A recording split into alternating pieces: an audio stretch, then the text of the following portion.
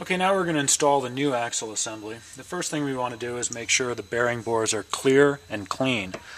Now, in the old axle system there was a thin spacer that fit inside one bearing bore. Make sure that's removed because we do not use that in the new system. So make sure that that's taken out of the hub shell when you remove the axle in the first place. So it's a good idea to get some kind of a solvent. 91% rubbing alcohol works well. And just clean the inside of the bearing bores. And just stick it in there. Just make sure it's nice and clean.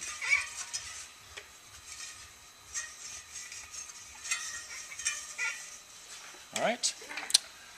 Now we're going to install the bearings. We'll install the bearings one at a time. So I'm just going to go ahead and pull them off the axle here, and you can also see how the axle comes apart. There's a threaded end cap on one side here.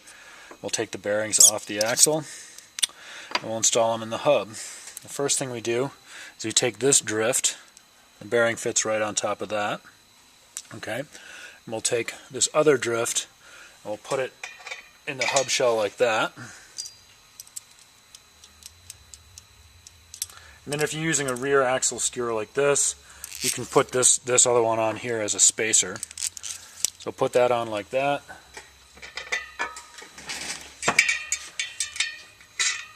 Put that through like that. Just put on your quick release nut like you normally would. And once it gets snug there, just use your quick release as a press. Just tighten, and then loosen and tighten over here again, and then cam it, and then loosen and then tighten the nut again, and then cam it, and then loosen and tighten the nut again. And 3 or 4 times you'll find that it's now fully installed, and you can just tighten the skewer like you would if you're putting on your bike, just to make sure it's fully installed up against the stop there. Alright, then we'll remove this.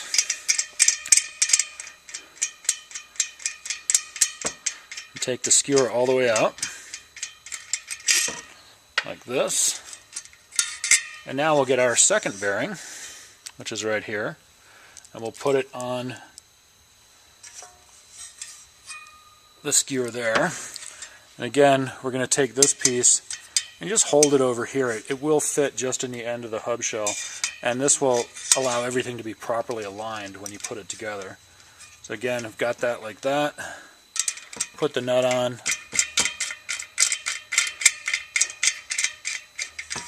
Tighten it down with the quick release in the open position. Cam, tighten, cam, tighten, cam, tighten.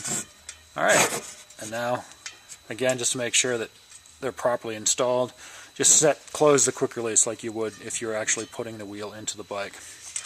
And then remove the entire quick release skewer, and we'll have bearings in the hub shell. Alright, the next step is to install the axle. Now, I like to put a little bit of waterproof grease on the axle bearing surfaces. It helps everything to be smooth and prevents corrosion, galling, things like that. So you just put a little bit on the bearing surfaces there, and you can wipe that in place there. And then you'll just put this in one side. It really doesn't matter which side is which. Just put it in and push it all the way through until it makes contact with the bearing, and then the axle you should be able to see the axle from the other side, but it should not stick through the bearing. It should actually be slightly recessed underneath the outer bearing surface. Right, the next thing we'll do is we'll prep the end cap. Now the end cap, the threaded end cap does need a thread adhesive, a Loctite on it. I also like to use a primer on the thread surface. It helps to clean everything and increases the bond strength of the Loctite and decreases the cure time. But if you don't have this, it's not necessary. It's just that you'll need to wait longer. You should wait 24 hours after setting up the new axle before you ride it. So, but if you have this primer and prep, it just speeds up the process. We'll put that on there. Then we'll take red Loctite. This paste is really nice, and if you're going to use red, use the paste. If you're going to use the liquid Loctite, use the removable blue Loctite in the liquid form, because the red is actually too strong. The paste is not as strong as the actual liquid. And you just paint about a 1/4 inch wide on one side and then the other. And what this is going to do is this is going to keep the end cap locked in place when it's adjusted. So then what we'll do is thread this into place like that. Oh, and I forgot the other tools I need, which are some Allen wrenches, so I'm going to go with those.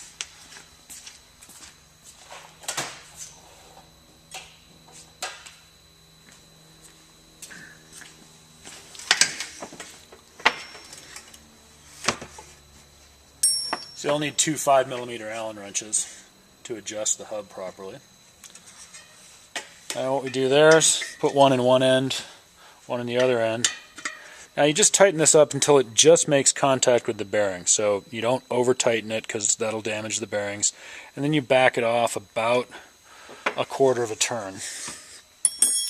And there should be a little bit of play, side to side play. I don't know if the camera can pick that up, but the axle assembly can actually move slightly left to right when I'm taking my thumbs and pressing back and forth on it there.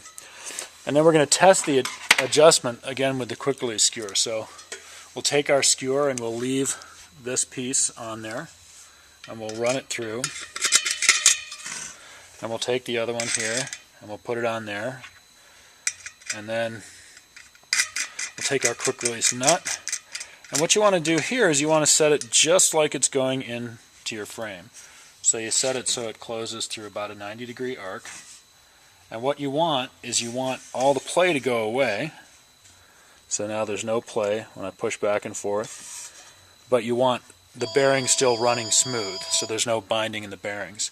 If when you do this, if there's still play, it means you need to tighten it a little bit. If you do this and the bearings tighten up a lot, it means you've got it too tight and you need to loosen it up a bit. So you just go back and forth until you find the correct setting. And once you've got it set like that, you want to leave it here. Like I said, if you're using the primer, leave it for half an hour to an hour. If you're not using primer, let it set up overnight and you'll be all done. And then just take out the skewer and use as usual.